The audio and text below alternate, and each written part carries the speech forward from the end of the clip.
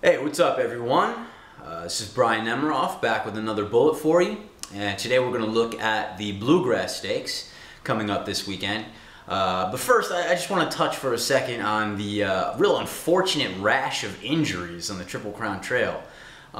Just really unbelievable, actually. This last weekend, you had Premier Pegasus and Jacito going down before the Santa Anita Derby. Then you have Arthur's Tale, who ran incredibly game in the Wood Memorial. Now he's out. Possibly he could be ready for the Belmont Stakes, but we're not sure on that. And then just yesterday, I'm looking at this major contender, Swift Warrior, for the Bluegrass. He goes down, and he's out indefinitely.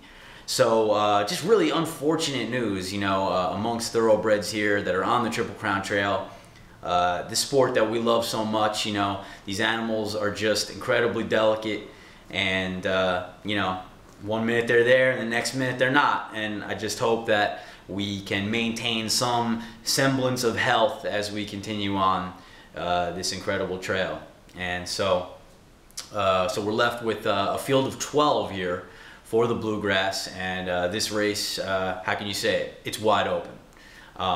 And there is one trend, I guess you could say, that is worth playing. Certainly in my eyes. And if you look at this field of 12, an incredible 3 horses here are represented by the brilliant Giant's Causeway. And that's no accident.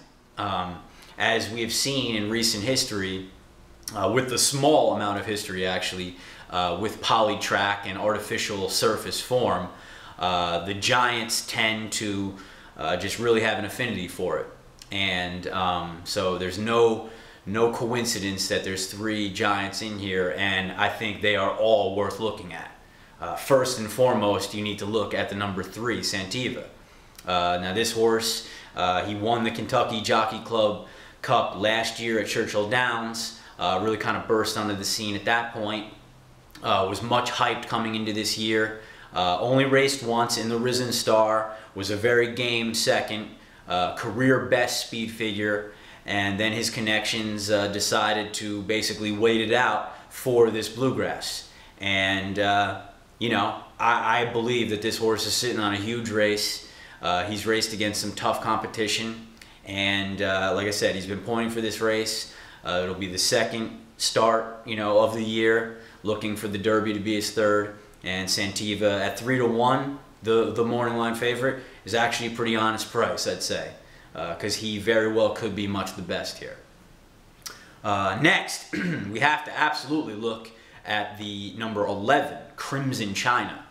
Now this horse is just an incredible specimen, just a beautiful dark bay colt.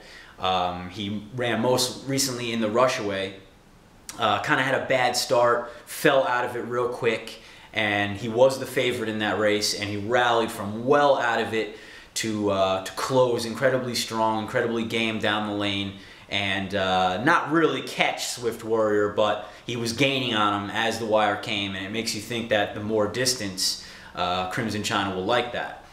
This horse came over from England, raced on Polytrack there.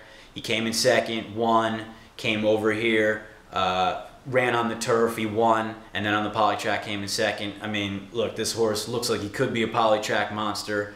But he wins this race. He will go on to the Kentucky Derby and be a live long shot. Crimson China in this race, absolutely poised to run big, I think.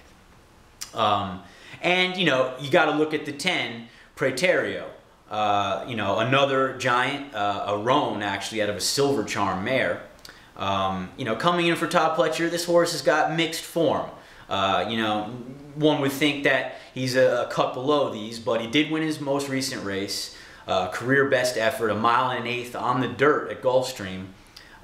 Interesting that John Velasquez is choosing to ride Pletcher's other horse in here, or one of his 2 other horses in here. But Edgar Prado gets them out, and I like that. You know, Praeterio, he's going to be a long shot. I think he's like 15-1 here morning line, might even go up, but I think he's absolutely eligible to hit the board. And you know what? We will look actually also at the far outside. We'll look at the 12 Queen's Plate Kitten.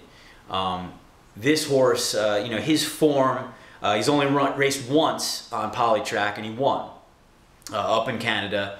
The rest have been on turf, but his speed figures seem to, be comparable with a lot of these here. And, it does tell me a little something that Johnny V chose him over Praterio. So I think they're probably about even. It's it's a wide open race. I think it's hard to just box 3 of them. So I think what we'll do here is we'll do a $1 exacta box with 4 horses in here. And so we're gonna use the 3 Santiva, we're gonna use the 10 Praterio, the 11 Crimson China, and the 12 Queen's Plate Kid. And we'll see what happens.